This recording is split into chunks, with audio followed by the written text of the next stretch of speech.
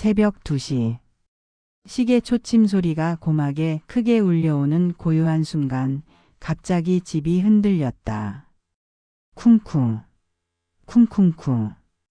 현관문을 두드리는 소리에 나는 흠칫 놀라 잠에서 깼다. 70평생을 살아오며 이런 시간에 문을 두드린 사람은 단 한 번도 없었다. 더군다나 이렇게 절박하고 거친 소리로 말이다. 침대에서 벌떡 일어나 거실로 나가는 동안에도 두드리는 소리는 계속됐다. 쿵쿵쿵. 마치 무언가에 쫓기고 있는 사람처럼 다급했다. 어머니, 제발 열지 마세요. 낯익은 목소리였다. 내 아들 준혁이었다. 하지만 그의 목소리는 평소에 차분하고 따뜻한 어투가 아니었다. 거칠고 절박했다. 마치 목구멍에서 짜내는 것 같은 소리였다. 열지 말라고? 왜? 심장은 미친 듯 뛰었고 나는 무거운 다리를 끌며 현관 앞으로 다가갔다. 문틈 사이로 그림자가 어른거렸다. 준혁의 그림자가 맞았지만 뭔가 평소와 달랐다. 등이 구부정하고 계속해서 뒤를 돌아보고 있었다. 엄마, 부탁이에요. 절대 열지 마세요.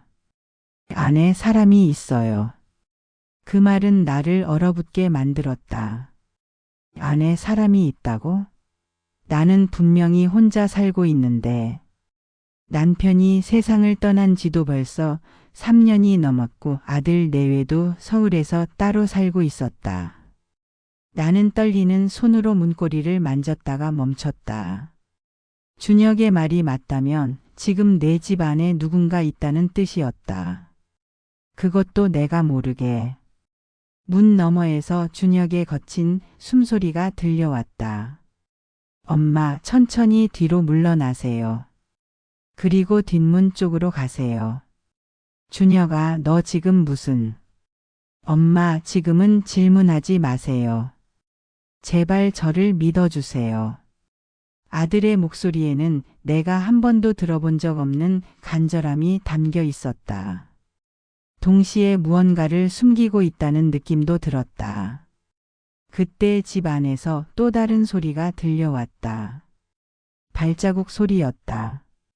누군가 거실을 걸어다니고 있었다. 그리고 뭔가를 뒤지는 소리도 함께. 나는 온몸에 소름이 돋았다. 정말로 누군가 내 집에 들어와 있었던 것이다. 그런데 언제? 어떻게? 누가 있는 거야? 나는 속삭이듯 물었다. 지금은 말할 수 없어요. 일단 안전한 곳으로 가야 해요. 안전한 곳? 내 집이 안전하지 않다는 말인가? 나는 본능적으로 뒤로 물러섰다.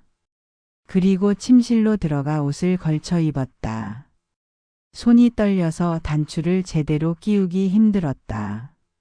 가방 하나를 챙겼다. 그 안에는 평생 모은 통장과 도장, 그리고 남편의 유품인 낡은 시계가 들어 있었다.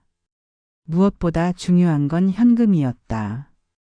혹시 모를 상황에 대비해 비상금으로 모아둔 300만 원이 있었다. 뒷문으로 향하는 동안 나는 귀를 기울였다. 거실에서 나는 소리가 더욱 구체적으로 들렸다.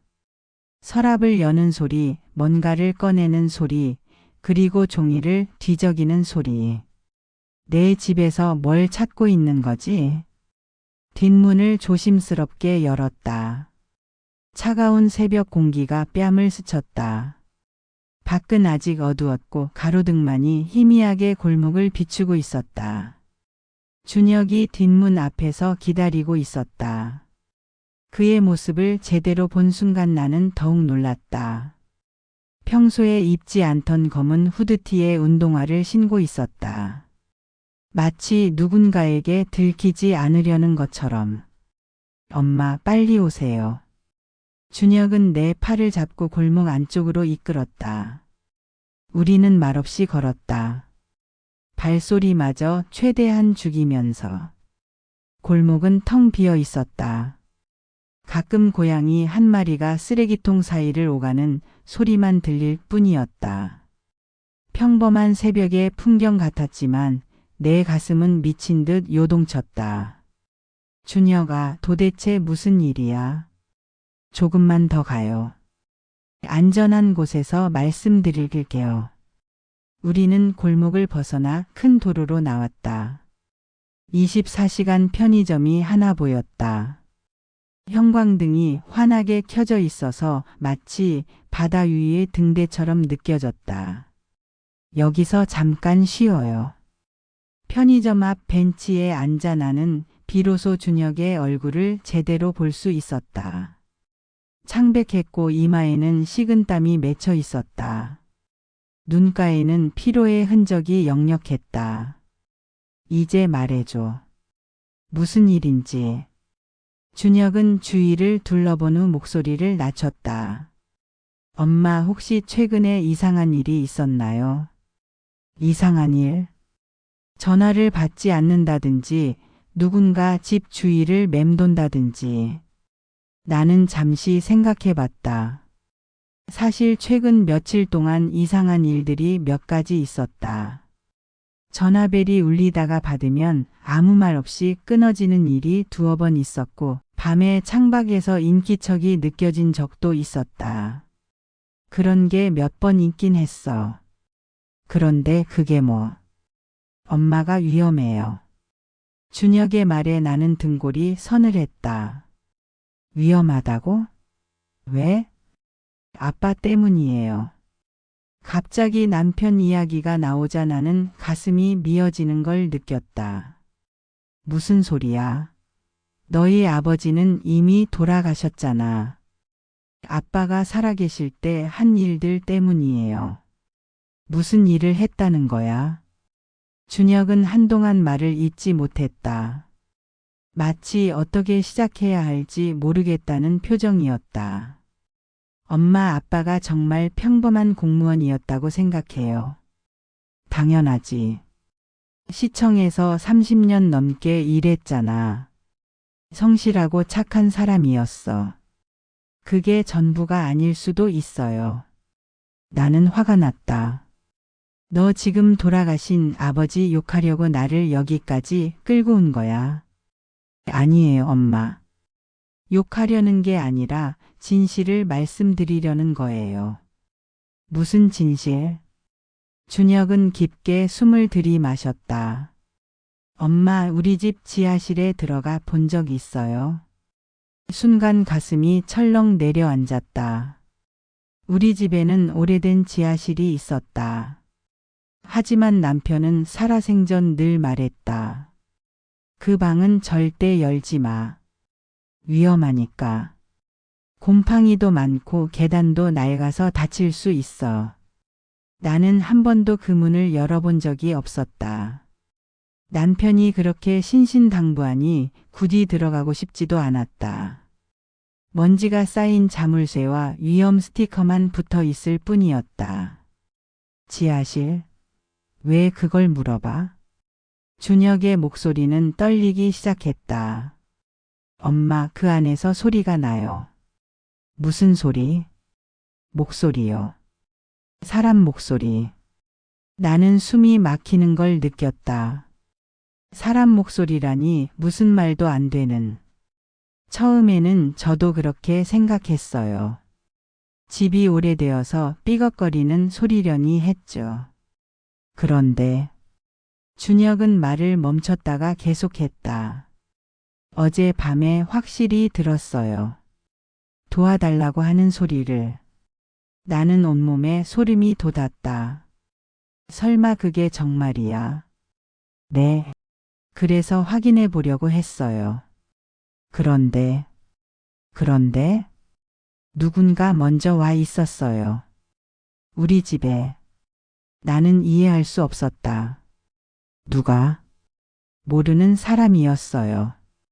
그 사람이 지하실 문을 열려고 하고 있었어요. 그래서 너가 나를 깨운 거야? 네. 그 사람이 엄마를 해치려 할 수도 있어서.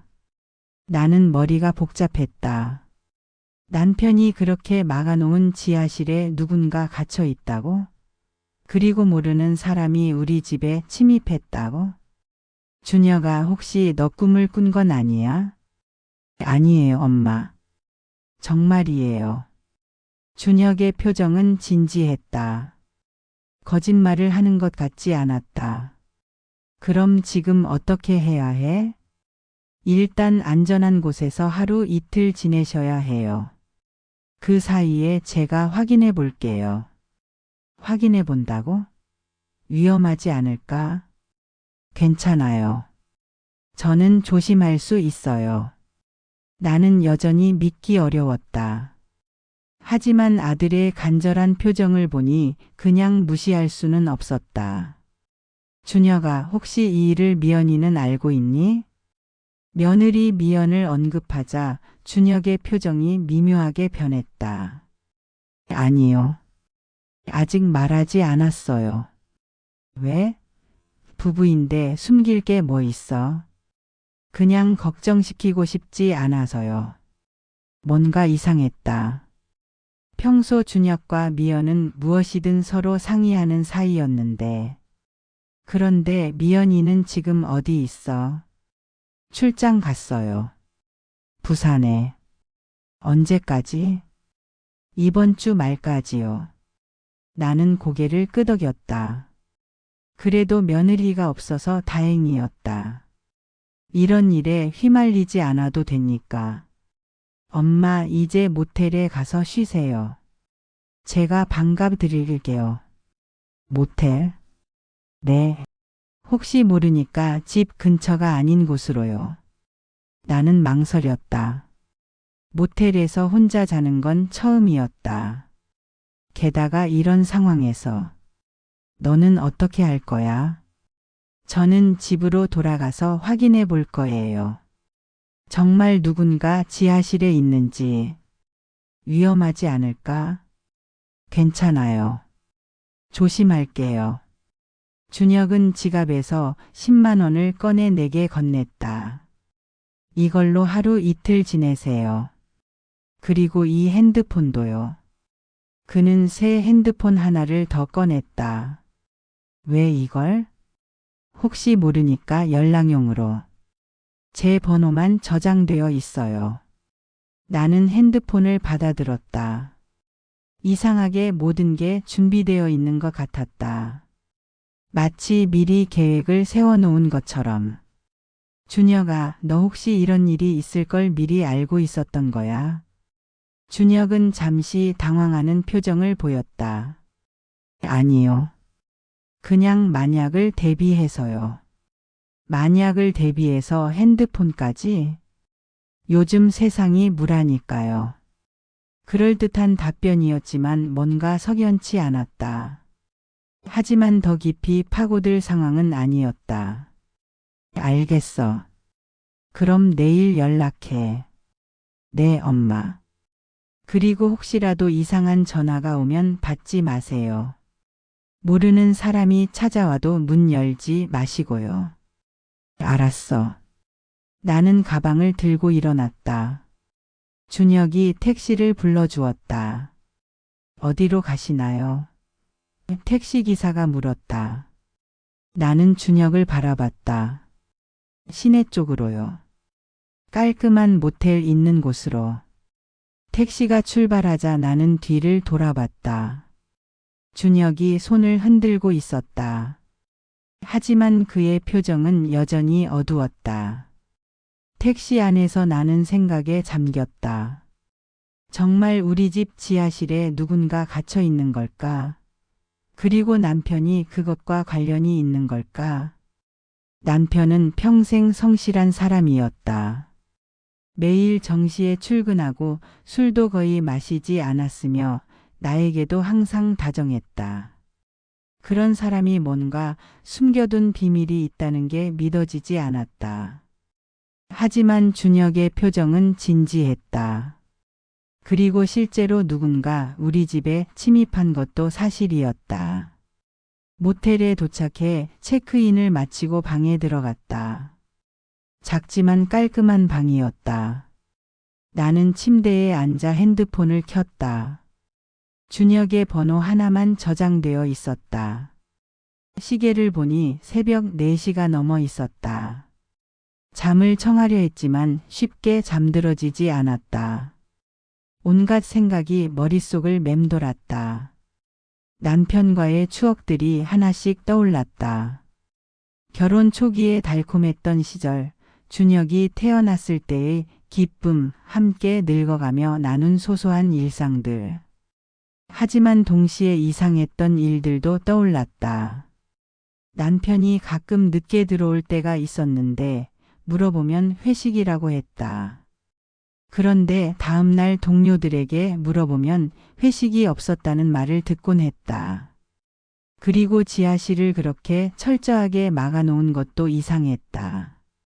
단순히 위험해서라면 정리를 하든지 수리를 하든지 할 텐데 아예 접근을 금지했다. 새벽 5시쯤 되어서야 잠시 잠이 들었다. 하지만 곧 핸드폰 진동 소리에 깼다. 준혁이었다. 엄마 잘 주무셨어요? 응, 그런대로. 너는 어떻게 됐어? 지금 집에 왔는데 침입자는 사라졌어요. 하지만 지하실 문이 열려 있어요. 나는 가슴이 철렁 내려앉았다. 정말? 네. 그리고 안에서 이상한 냄새가 나요. 무슨 냄새? 썩은 냄새 같은 엄마, 제가 지금 들어가 봐도 될까요? 나는 망설였다. 위험할 수도 있지만 이대로 모르고 지낼 수도 없었다. 조심해서 해. 그리고 이상하면 바로 나와. 네, 알겠어요. 전화가 끊어졌다. 나는 초조하게 기다렸다. 10분쯤 후에 다시 전화가 왔다. 엄마. 준혁의 목소리는 떨리고 있었다. 왜? 무슨 일이야? 엄마, 지금 당장 오셔야 할 것 같아요. 왜? 직접 보셔야 할 것 같아요. 말로는 설명하기 어려워요. 위험하지 않을까? 지금은 괜찮아요. 침입자도 없고. 나는 고민했다. 호기심과 두려움이 동시에 밀려왔다. 알겠어. 택시 타고 갈게. 네. 조심해서 오세요. 모텔을 나서면서 나는 불안했다. 이제 곧 남편이 숨겨놓은 비밀을 마주하게 될 것이다. 과연 무엇이 기다리고 있을까? 택시에서 내리면서 나는 손이 떨리고 있다는 걸 느꼈다. 평생 살아온 집이 이렇게 낯설고 무서워 보인 적은 처음이었다. 집 앞에 서자 준혁이 현관문을 열어주었다. 그의 얼굴은 더욱 창백해져 있었고 눈 아래 다크서클이 짙게 패여 있었다. 엄마 들어오세요. 거실에 들어서는 순간 이상한 느낌이 들었다. 뭔가 달랐다. 가구들의 위치는 그대로였지만 공기 자체가 달랐다. 무겁고 축축한 느낌이었다. 침입자가 뭔가 건드렸나? 아니요. 겉으로 보기엔 별다른 게 없어요. 그런데 준혁은 지하실 입구를 가리켰다. 평소에 굳게 닫혀 있던 문이 반쯤 열려 있었다. 그 틈으로 어둠이 새어나오고 있었다. 언제부터 열려 있었어? 제가 왔을 때는 이미 이 상태였어요. 침입자가 열고 간 것 같아요. 나는 지하실 문 앞으로 다가갔다.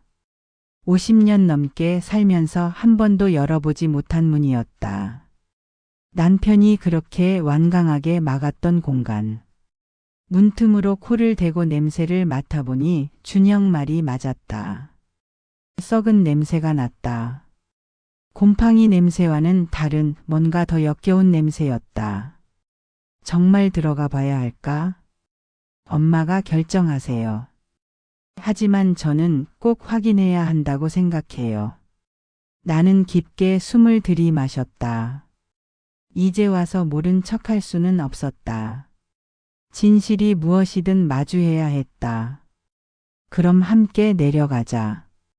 준혁이 손전등을 켰다. 계단이 보였다. 생각보다 가파르고 좁았다.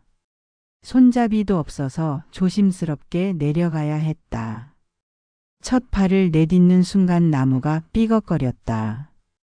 계단이 낡아서 체중을 견디기 어려워 보였다. 준혁이 먼저 내려가며 손전등으로 길을 비춰주었다. 조심하세요, 엄마. 계단이 많이 낡았어요. 한 계단씩 내려갈 때마다 냄새가 더 진해졌다. 그리고 습기도 느껴졌다. 지하실 특유의 차갑고 눅눅한 공기였다. 12개의 계단을 모두 내려오니 바닥에 발이 닿았다. 콘크리트 바닥이었다. 준혁이 손전등을 사방으로 비춰보니 지하실의 전체 모습이 드러났다. 생각보다 넓었다. 거실만큼은 되어 보였다. 천장은 낮았지만 성인이 서 있기에는 충분했다. 전등은 없나? 찾아볼게요. 준혁이 벽을 더듬다가 스위치를 찾았다. 딸깍 소리와 함께 희미한 불빛이 켜졌다. 낡은 형광등이었다. 불이 켜지자 지하실의 모습이 완전히 드러났다. 그 순간 나는 숨이 막혔다. 벽 한쪽에는 무언가가 빼곡히 붙어 있었다. 가까이 가서 보니 신문 스크랩이었다. 하지만 일반적인 기사가 아니었다. 모두 실종 사건 기사들이었다. 이게 뭐야? 1995년부터 시작해서 2019년까지 거의 25년에 걸친 실종 사건 기사들이 시간순으로 정리되어 있었다. 각 기사마다 빨간 펜으로 동그라미가 쳐져 있었고 메모가 적혀 있었다. 그 손글씨는 너무나 익숙했다. 내 남편의 글씨였다. 1995년 3월 김 32세 여 실종 마이너스 성공. 1997년 8월 박 28세 여 실종 마이너스 실패 수색대 출동. 1999년 12월 이 35세 여 실종 마이너스 성공 보험금 3천만 원. 나는 다리에 힘이 빠져서 벽에 기댔다. 이게 무슨 일인지 이해할 수 없었다. 내 남편이 실종 사건들을 이렇게 정리해서 벽에 붙여놓다니. 준혁아, 이게 뭘 뜻하는 것 같니? 준혁도 충격받은 표정이었다. 잘 모르겠어요. 하지만 좋은 의미는 아닌 것 같아요. 나는 다른 기사들을 더 자세히 읽어봤다. 대부분 젊은 여성들의 실종 사건이었다. 그리고 남편의 메모에는 성공과 실패가 반복되어 나타났다. 성공이 뭘 뜻하는 걸까? 그때 벽 다른 쪽에서 더욱 충격적인 것을 발견했다. 내 사진들이 붙어 있었다. 젊었을 때부터 최근까지의 사진들. 결혼식 사진, 신혼여행 사진, 준혁이 어릴 때 가족 사진, 그리고 최근 찍은 사진까지. 그리고 그 옆에는 빨간 펜으로 적힌 메모가 있었다. 최종 목표 마이너스 아내 처리. 예상 수익 마이너스 생명보험금 5억, 상속 재산 3억, 예금 1억 2천만 원. 총 9억 3천만 원 예상. 나는 온몸이 떨렸다. 처리라니. 내 남편이 나를 처리하려고 했다는 말인가? 메모는 계속되었다. 방법 검토. 1. 계단에서 추락 마이너스 자연사 위장 가능성 70%. 2. 가스 누출 사고 마이너스 사고사 위장 가능성 80%. 3. 독성 물질 마이너스 병사 위장 가능성 60%. 4. 교통사고 마이너스 사고사 위장 가능성 90%. 실행 예정일 2020년 12월 25일 크리스마스. 이유 감정적으로 안정된 시기 의심받을 가능성 최소. 2020년 12월. 남편이 갑자기 심장마비로 세상을 떠나기 불과 몇 주 전이었다. 만약 남편이 먼저 죽지 않았다면 나는. 엄마 괜찮으세요? 준혁이 내 팔을 붙잡았다. 나는 거의 쓰러질 뻔했다. 이게 정말이야? 너희 아버지가 정말 이런 생각을 했다는 거야? 엄마. 50년을 함께 살았는데 50년을. 눈물이 터져 나왔다. 평생의 사랑이라고 믿었던 남편이 나를 죽이려고 계획하고 있었다니. 그것도 돈 때문에. 그때 지하실 구석에서 또 다른 것을 발견했다. 작은 책상이 하나 있었고 그 위에는 여러 가지 물건들이 놓여 있었다. 가까이 가서 보니 신분증들이었다.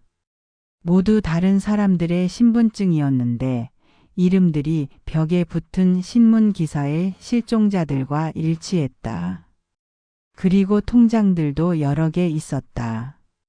각각 다른 이름으로 개설된 통장들이었는데 상당한 금액이 입금되어 있었다. 이 돈들은 뭐지? 준혁이 통장을 들춰보았다. 보험금 같아요. 각 통장마다 입금 내역을 보면 생명보험금 지급, 상해보험금 지급, 화재보험금 지급 등의 내역이 적혀 있었다.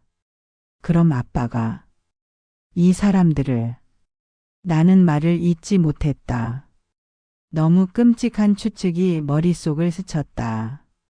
그때 책상 서랍에서 또 다른 것을 발견했다. 일기장이었다. 남편의 일기였다. 떨리는 손으로 펼쳐보니 1995년부터 시작된 기록들이 있었다. 1995년 3월 15일 오늘 첫 번째를 시도했다. 생각보다 쉬웠다. 아무도 의심하지 않는다. 보험금도 문제없이 나올 것 같다. 1995년 4월 20일 보험금이 나왔다. 3천만 원. 이렇게 간단할 줄 몰랐다. 다음 목표를 물색해야겠다. 1997년 8월 10일 실수했다. 너무 성급했나 보다. 수색대가 출동했다. 당분간은 조용히 지내야겠다. 나는 일기를 더 읽을 수가 없었다. 내 남편이 정말로 사람들을 죽이고 보험금을 타냈다는 얘기였다. 준혁아, 이건 꿈이야. 악몽이야. 엄마. 너희 아버지가 이런 사람일 리 없어. 그럴 리 없다고. 하지만 증거는 너무 명확했다. 신문 기사들, 신분증들, 통장들, 그리고 일기까지. 그때 갑자기 지하실에서 소리가 들렸다. 도, 와, 달, 라. 나는 소스라치게 놀랐다. 뭐야? 지금 뭔 소리? 준혁도 긴장했다. 저기서 나는 것 같아요. 그가 지하실 깊숙한 쪽을 가리켰다. 그곳에는 또 다른 문이 있었다. 지금까지 보지 못했던 문이었다. 저기 또 방이 있어. 우리는 조심스럽게 그 문으로 다가갔다. 문에는 여러 개의 자물쇠가 걸려 있었다. 그리고 위험 표시가 붙어 있었다. 도와달라. 제발. 소리가 더 명확하게 들렸다. 정말로 누군가 안에 있었다. 엄마, 여기 사람이 있어요. 나는 온몸에 소름이 돋았다. 남편이 죽은 지 3년이 넘었는데 아직도 누군가 여기 갇혀 있다는 말인가? 문을 열어야 해. 하지만 자물쇠가. 준혁이 공구를 가지러 위로 올라갔다. 나는 혼자 문 앞에서 기다렸다. 안에서 계속 희미한 신음소리가 들려왔다. 거기 누구세요? 나는 문을 두드리며 물었다. 도와 주세요. 3년째. 3년째. 그럼 남편이 죽기 직전에 마지막으로 감금한 사람이란 말인가? 준혁이 공구를 가지고 내려왔다. 자물쇠들을 하나씩 부수기 시작했다. 오래된 자물쇠들이라 그리 어렵지 않게 부서졌다. 마지막 자물쇠까지 부수자 문이 열렸다. 그 순간 더욱 강한 냄새가 밀려왔다. 손전등을 비춰보니 작은 방이 나타났다. 그리고 그 안에는 한 여자가 쓰러져 있었다. 살아 있었지만 매우 쇠약해 보였다. 아줌마. 준혁이 급히 달려가서 여자를 일으켰다. 그녀는 30대 중반쯤 되어 보였지만 너무 야위어서 정확한 나이를 알기 어려웠다. 괜찮으세요? 물 좀 가져올게요. 여자는 말을 할 수 없는 상태였다. 입술이 바짝 말라 있었고 눈도 제대로 뜨지 못했다. 나는 급히 위로 올라가서 물과 음식을 가져왔다. 여자에게 조금씩 물을 먹였다. 한참 후에야 그녀가 말을 할 수 있게 되었다. 고맙습니다. 아줌마 괜찮아요. 이름이 뭐예요? 정미선이에요. 정미선. 어디선가 들어본 이름 같았다. 나는 벽에 붙은 신문 기사들을 떠올려 봤다. 혹시 3년 전에 실종된 정미선 씨. 그녀가 고개를 끄덕였다. 그럼 아줌마를 여기에. 우리 남편이? 네. 그 사람이. 저를. 나는 다시 한번 충격을 받았다. 남편이 정말로 사람을 감금하고 있었던 것이다. 왜 그런 일을 당했어요? 보험금 때문에. 제가 혼자 살아서. 친척도 없고. 정미선은 힘들게 말을 이었다. 그 사람이 저에게 접근해서 사기를 쳤어요. 그리고 여기에 3년 동안 계속 여기에. 네. 가끔 음식을 가져다 주긴 했지만 거의 굶다시피. 나는 남편에 대한 모든 믿음이 무너지는 걸 느꼈다. 50년을 함께 산 사람이 이런 괴물이었다니. 그런데 우리 남편은 3년 전에 죽었는데 그 후에는 누가 음식을 가져다 줬어요. 정미선이 놀란 표정을 지었다. 죽었다고요? 그럼 며칠 전에 온 사람은 누구죠? 며칠 전에? 네. 젊은 여자가 왔어요. 그리고 저를 어디론가 데려가려고. 나는 준혁을 바라봤다. 젊은 여자라니. 그 여자가 어떻게 생겼어요? 키가 작고 단발머리. 그리고 목소리가. 정미선이 묘사하는 특징을 듣는 순간 나는 깨달았다. 미연이었다. 며느리 미연이 여기에 왔었던 것이다. 그리고 정미선을 어디론가 데려가려 했다고. 준혁아. 네, 엄마. 미연이 정말 출장 간 거 맞아? 준혁의 표정이 어두워졌다. 사실은 잘 모르겠어요. 무슨 뜻이야? 미연이가 요즘 이상했어요. 자꾸 아빠 얘기를 물어보고 집 얘기도 하고. 집 얘기? 이 집을 팔자고 했어요. 엄마가 혼자 살기에는 너무 크다면서. 나는 등골이 오싹했다. 집을 팔면 지하실의 비밀도 영원히 묻힐 것이다. 그리고 또 뭐? 엄마 보험을 확인해 보자고 했어요.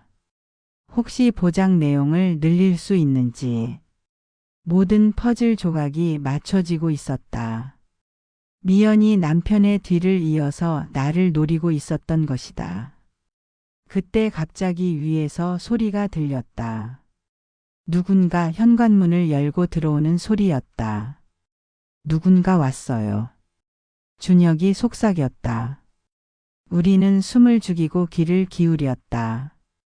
발소리가 거실을 가로질러 지하실 쪽으로 오고 있었다. 준혁아 나왔어. 미연의 목소리였다.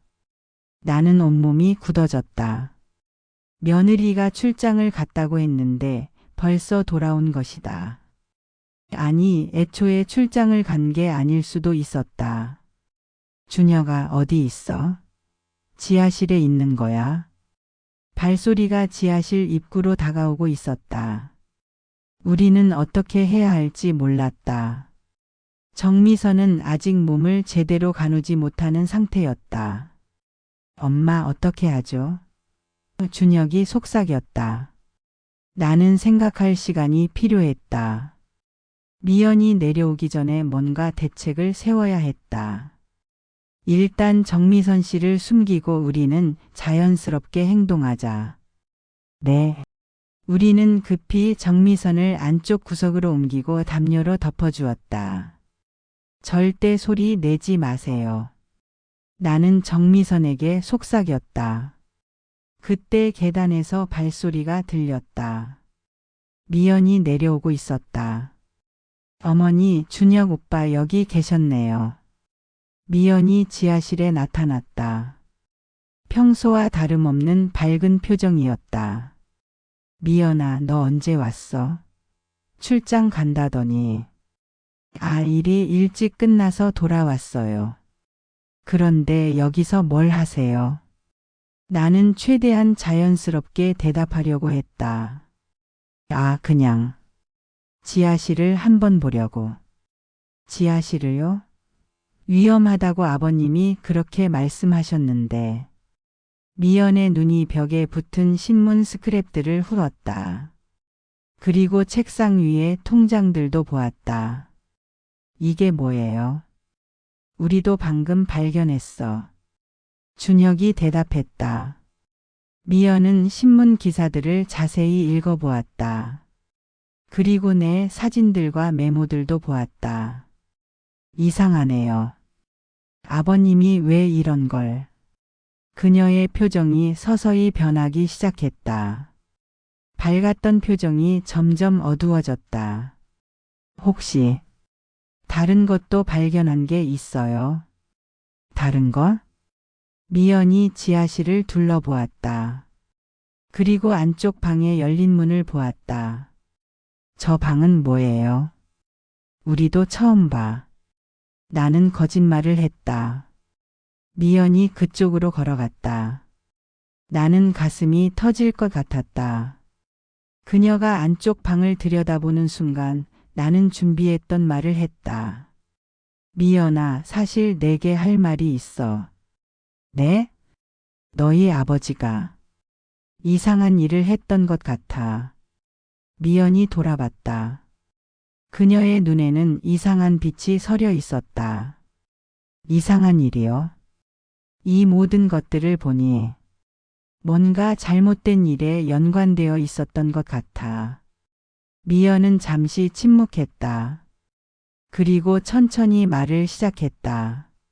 어머니, 사실은 저도 알고 있었어요. 그 말에 나는 충격을 받았다. 뭐라고? 아버님이 하신 일들. 저도 알고 있었어요. 준혁도 놀란 표정이었다. 무슨 소리야?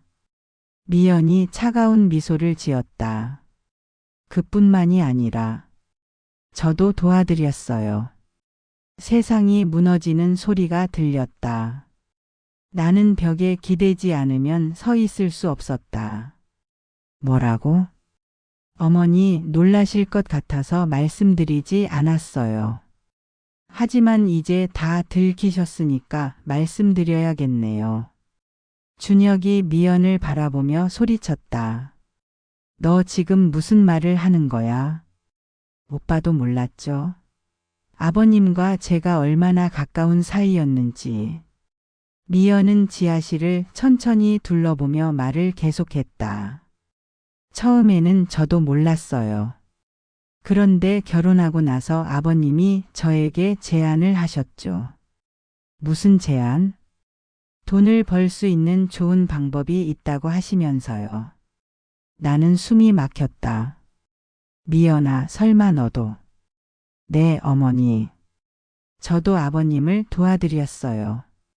처음에는 단순한 사기인 줄 알았는데 미연이 벽에 붙은 신문 기사들을 가리켰다. 이 사람들 모두 제가 접근했어요. 접근했다고? 여자들은 같은 여자에게 더 쉽게 마음을 여니까요. 저는 친구가 되어주는 역할이었어요. 나는 더 이상 듣고 싶지 않았다. 하지만 미연은 계속 말했다.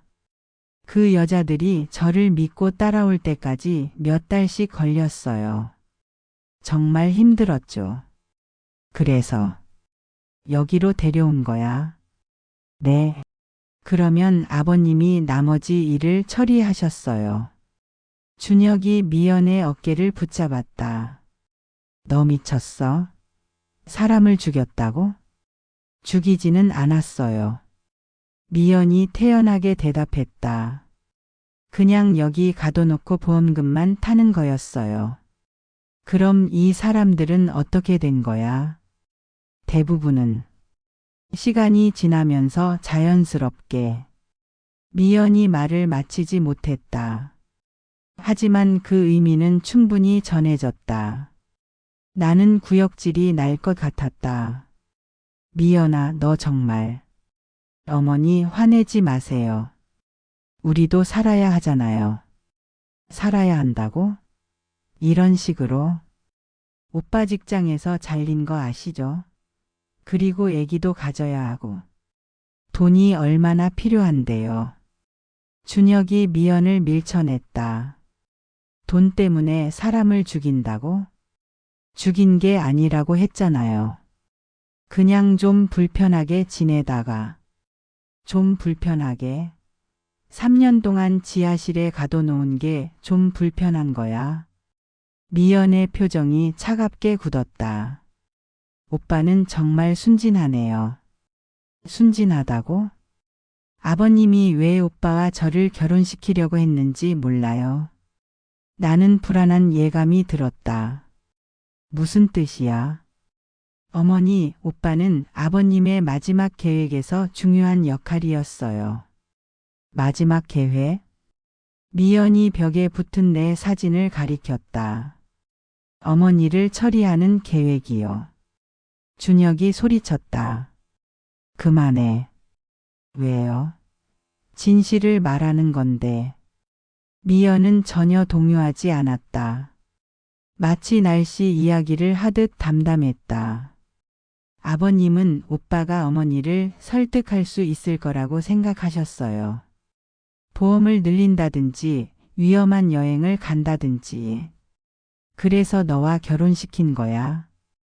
일부는 그렇죠. 하지만 저도 오빠를 좋아했어요. 정말로.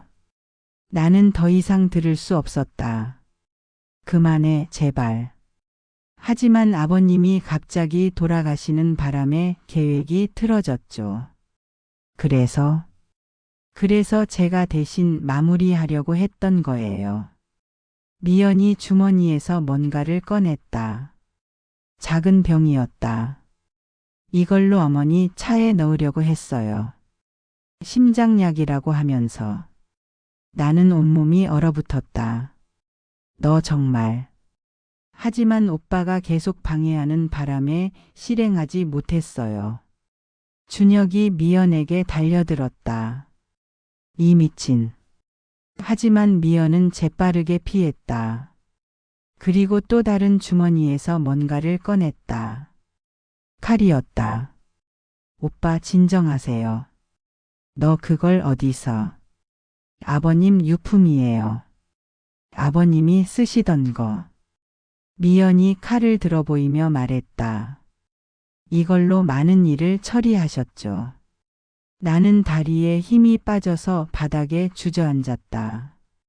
내 평생의 사랑이었던 남편이 이런 도구를 사용했다는 것이 믿어지지 않았다. 미연아, 제발. 그만하자. 어머니, 이제 와서 그만할 수는 없어요. 왜? 다 들켜버렸잖아요. 그리고 미연이 안쪽 방을 가리켰다. 저 여자도 살아있고. 그때 정미선의 약한 신음소리가 들렸다. 미연은 그 소리를 들었다. 역시 거기 숨겨놓았군요. 미연이 안쪽 방으로 향했다. 나는 막으려고 했지만 몸이 움직이지 않았다. 정미선 씨, 오랜만이에요. 미연이 담요를 걷어내자 정미선이 드러났다. 제발 살려주세요. 아직도 그 소리를 하네요. 3년 동안 충분히 살았잖아요. 미연이 칼을 들어 올렸다. 그 순간 준혁이 미연을 뒤에서 붙잡았다. 그만해. 놓으세요, 오빠. 두 사람이 몸싸움을 벌이는 동안 나는 정미선을 보호하려고 했다. 아줌마 괜찮아요? 도망 가세요.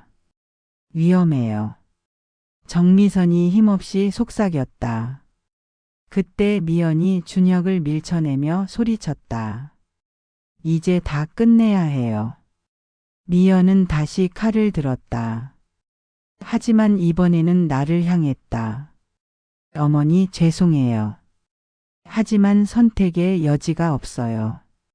나는 뒤로 물러났다. 하지만 벽에 막혀 더 이상 갈 곳이 없었다. 미연아, 정말 이러려고 우리 가족이 됐니? 가족이요? 미연이 비웃었다. 가족이 뭔가요? 돈 없으면 가족도 소용없어요. 그래도 어머니, 아버님이 왜 어머니를 마지막 목표로 정했는지 아세요? 왜? 어머니가 가장 많은 돈을 가지고 있으니까요. 보험금만 5억이에요. 미연이 한 발 더 다가왔다. 그리고 이 집과 땅까지 하면 10억이 넘어요. 그 돈이 그렇게 중요하니? 중요하지 않아요. 그럼 어머니는 죽어서 그 돈을 어디에 쓰실 건가요? 나는 할 말이 없었다. 차라리 살아있는 사람이 잘 쓰는 게 낫죠. 미연이 칼을 높이 들었다. 그때 갑자기 지하실에서 큰 소리가 났다. 경찰이다. 손 들어. 여러 명의 발소리가 계단을 쿵쿵거리며 내려왔다. 손전등 불빛이 지하실을 환히 비췄다. 미연은 당황해서 칼을 떨어뜨렸다. 어떻게? 경찰관들이 지하실로 뛰어들어왔다. 모두 손 들어. 미연이 도망치려 했지만 이미 늦었다. 경찰관 하나가 그녀를 붙잡았다. 놓으세요. 저는 아무것도 안 했어요. 하지만 지하실의 모든 증거가 그녀의 거짓말을 반박했다. 나는 준혁을 바라봤다. 너가 신고한 거야? 준혁은 고개를 끄덕였다. 언제? 어젯밤에요. 미연이 이상하게 행동하는 걸 보고 의심이 들어서. 어떻게? 미연이가 자고 있을 때 핸드폰을 확인해 봤어요. 그랬더니 준혁이 말을 잠시 멈췄다. 누군가와 통화 기록이 있더라고요. 그 사람과 어머니를 어떻게 처리할지 상의하고 있었어요. 그래서 경찰에 신고한 거야. 네. 하지만 확신이 서지 않아서 일단 어머니를 피신시키려고 했던 거예요. 나는 이제야 준혁의 행동을 이해할 수 있었다. 처음부터 나를 보호하려고 했던 것이다. 경찰관 중 한 명이 나에게 다가왔다. 할머니 괜찮으세요? 네, 다행히. 이분은 누구세요? 경찰관이 정미선을 가리켰다. 3년 전에 실종된 정미선 씨예요. 경찰관들은 놀란 표정을 지었다. 3년 동안 여기 있었다고요? 네, 제 남편이 감금했던 것 같아요. 경찰관이 벽에 붙은 신문 기사들을 보았다. 이건 뭡니까? 제 남편이 모아놓은 실종 사건 기사들이에요. 그리고 나는 책상을 가리켰다. 저기 통장들과 신분증들이 있어요. 모두 실종자들 것 같아요. 경찰관들이 급히 증거를 수집하기 시작했다. 그 사이 미연이 마지막으로 소리쳤다. 어머니, 어머니도 알고 있었잖아요. 뭐라고? 아버님이 하시는 일을 어머니도 알고 있었어요. 모르는 척했을 뿐이지. 나는 충격을 받았다. 그런 말 하지 마. 정말 몰랐다고요? 아버님이 그렇게 많은 돈을 어디서 구해왔는지? 나는 정말 몰랐어. 거짓말. 어머니 통장에도 그 돈들이 들어 있었잖아요. 경찰관이 미연의 입을 막았다. 조용히 하세요. 하지만 미연의 말은 이미 내 마음에 깊은 상처를 남겼다. 정말 나는 전혀 몰랐던 걸까? 남편이 가져오는 돈에 대해 의심해 본 적은 없었을까? 경찰관이 나에게 물었다. 할머니, 남편분의 이런 행동을 정말 전혀 모르셨나요?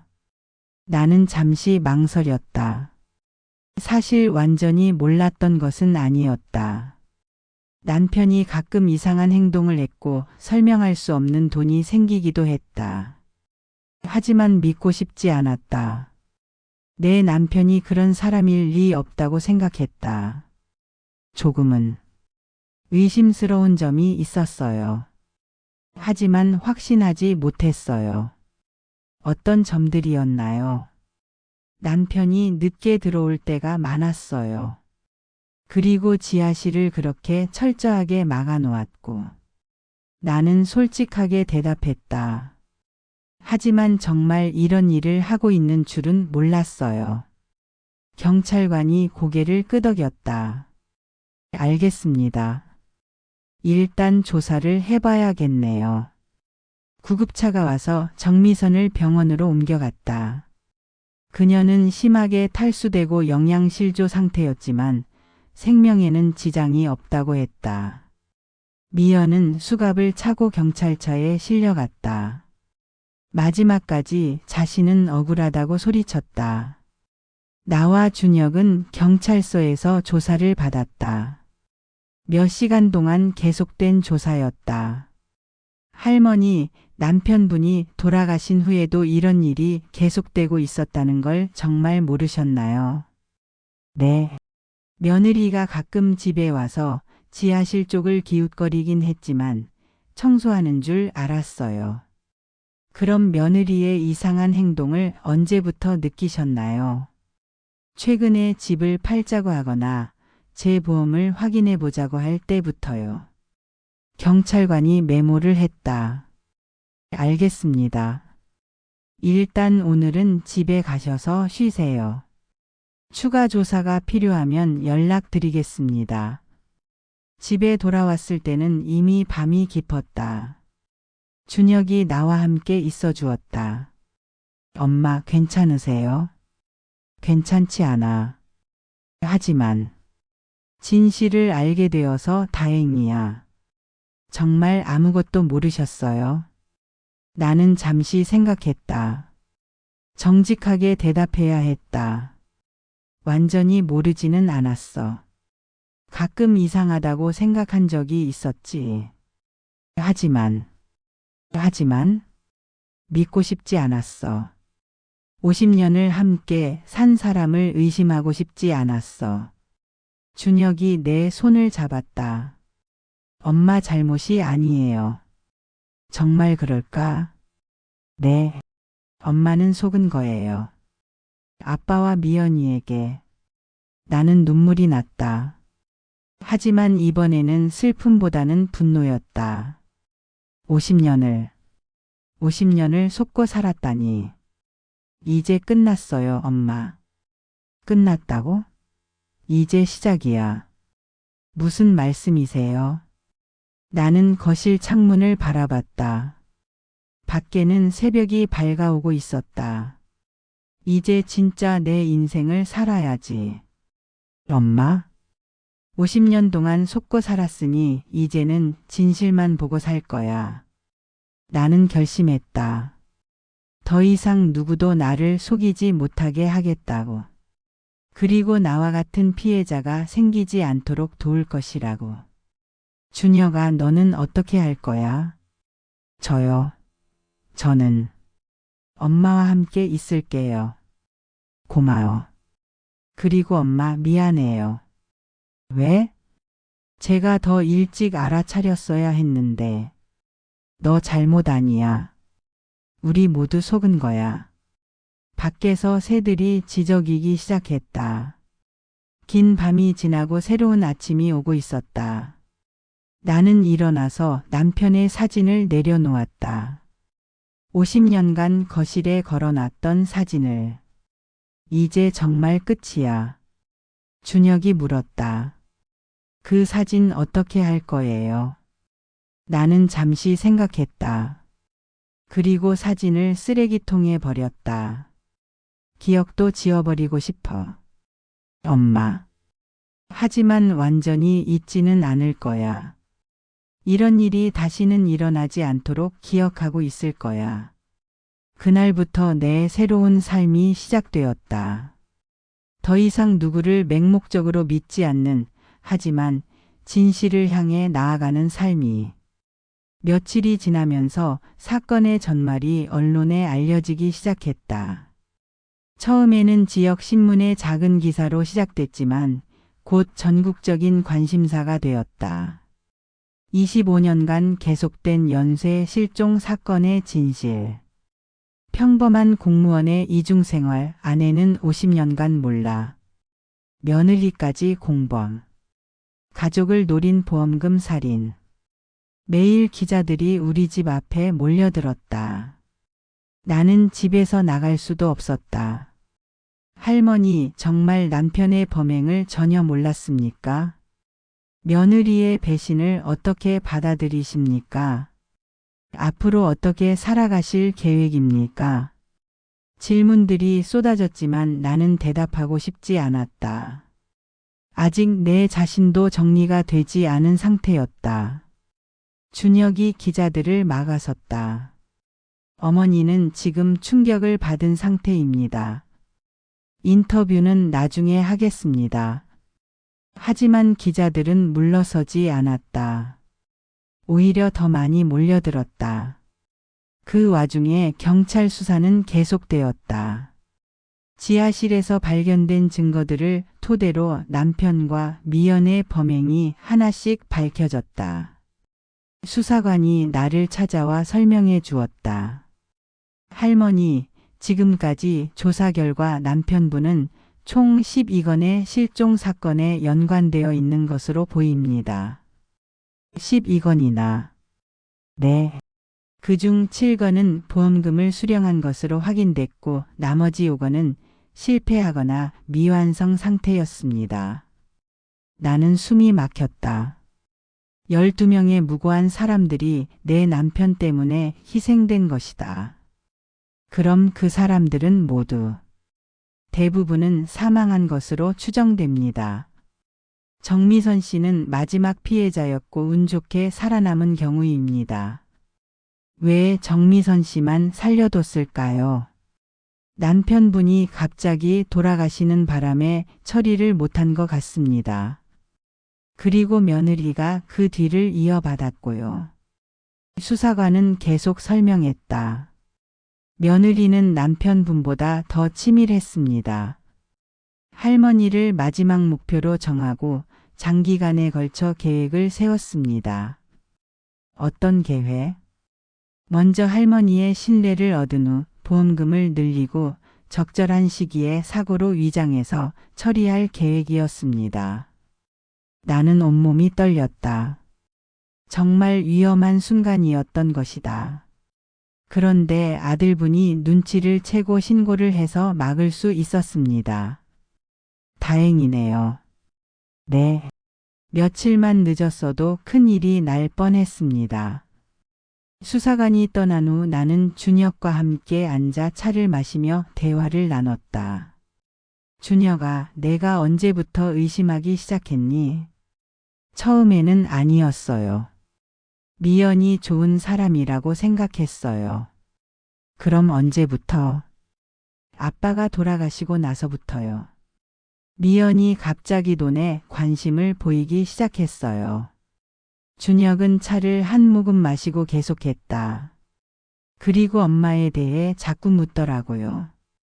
보험은 얼마나 들어있는지, 재산은 얼마나 있는지. 그때 의심했어야 했는데, 저도 처음에는 그냥 현실적인 문제라고 생각했어요. 하지만 점점 이상해졌어요. 어떻게? 엄마 건강에 대해서도 자꾸 걱정한다면서 병원에 가자고 하고 위험한 곳에는 가지 말라고 하고. 나는 이제야 미연의 행동들이 이해됐다. 모두 계산된 행동이었던 것이다. 그리고 결정적으로 의심하게 된 건 뭐야?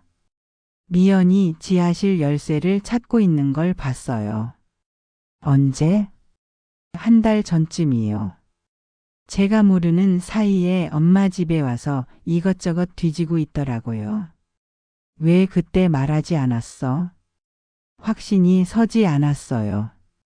그리고 믿고 싶지 않았어요. 준혁의 마음을 이해할 수 있었다. 나도 마찬가지였으니까. 하지만 며칠 전에 미연이 누군가와 통화하는 걸 들었어요. 무슨 내용? 엄마를 어떻게 처리할지 상의하는 내용이었어요. 그때 확신했죠. 그래서 경찰에 신고한 거고. 네. 하지만 미연이 눈치챌까 봐 일단 엄마를 피신시키려고 했던 거예요. 나는 준혁의 손을 잡았다. 고마워. 내가 아니었으면 나는. 엄마, 이제 그런 생각하지 마세요. 그날 저녁 예상치 못한 방문자가 왔다. 정미선이었다. 병원에서 치료를 받고 많이 회복된 상태였다. 여전히 야위어 있었지만 눈에 생기가 돌아왔다. 어머니, 찾아뵙고 싶어서 왔어요. 아줌마, 어떻게 이곳을? 경찰에게 주소를 물어봤어요. 정미선을 거실로 안내했다. 그녀는 주위를 둘러보며 말했다. 3년 동안 이 집 지하에 있으면서 위층이 어떤 모습인지 늘 궁금했어요. 많이 힘들었죠. 죽고 싶은 순간이 몇 번이나 있었어요. 하지만 포기하지 않았어요. 어떻게 버틸 수 있었어요? 언젠가는 구조될 거라는 희망 때문이었어요. 그리고 정미선이 잠시 말을 멈췄다. 제가 죽으면 그 사람들이 승리하는 거잖아요. 그게 싫었어요. 나는 정미선의 강인함에 감동받았다.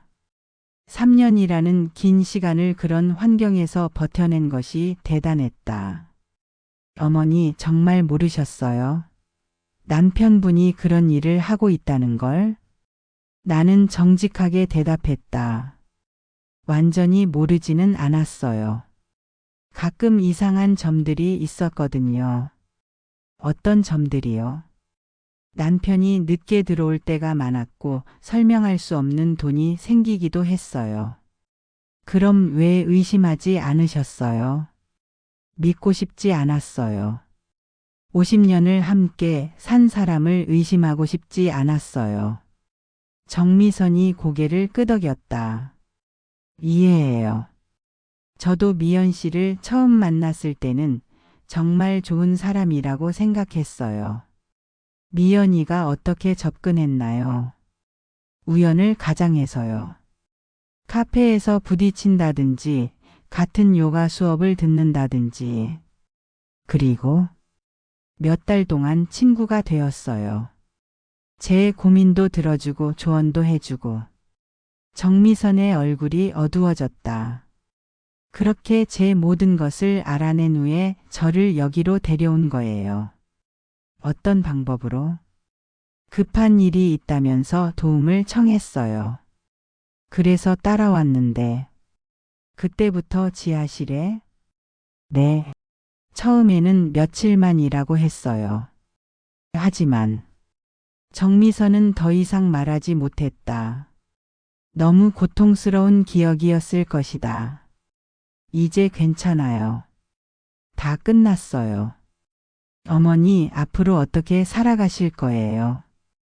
나는 잠시 생각했다. 모르겠어요.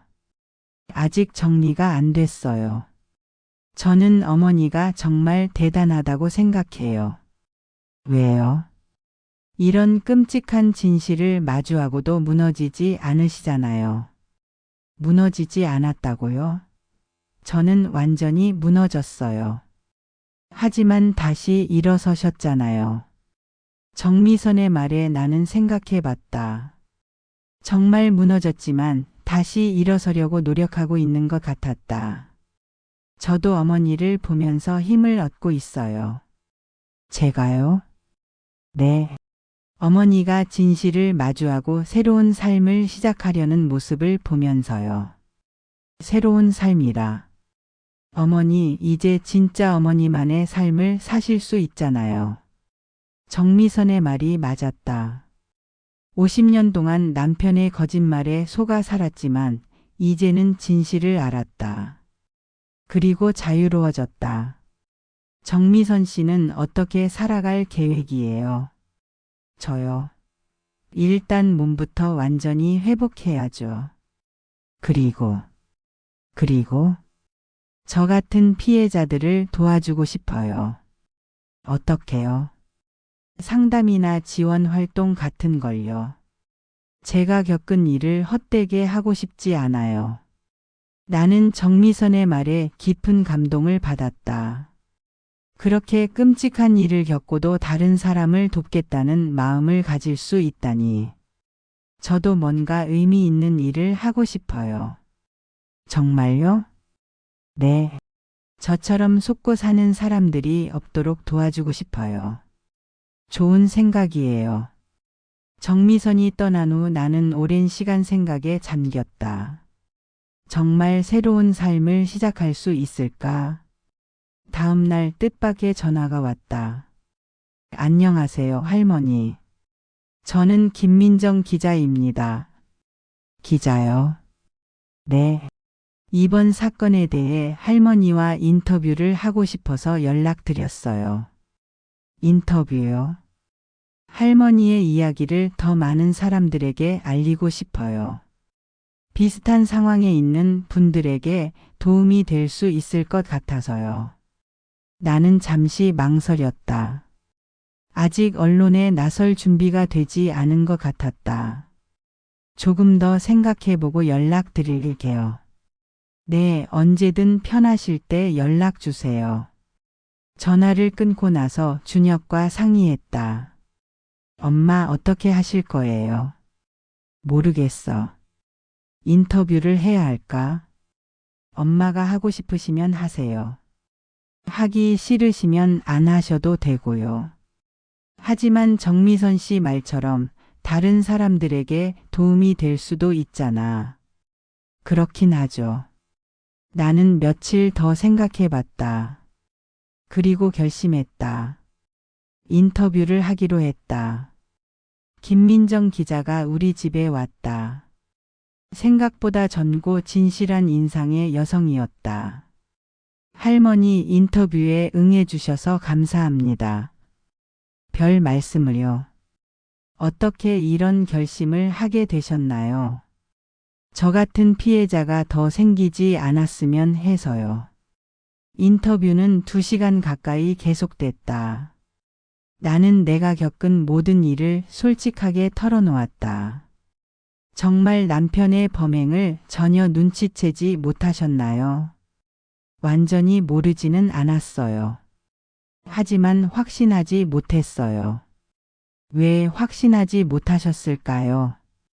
믿고 싶지 않았거든요. 50년을 함께 산 사람을 의심하고 싶지 않았어요. 후회되시나요? 후회보다는 분노가 더 커요. 나 자신에게도 남편에게도. 앞으로 어떻게 살아가실 계획이세요? 나는 잠시 생각하고 대답했다.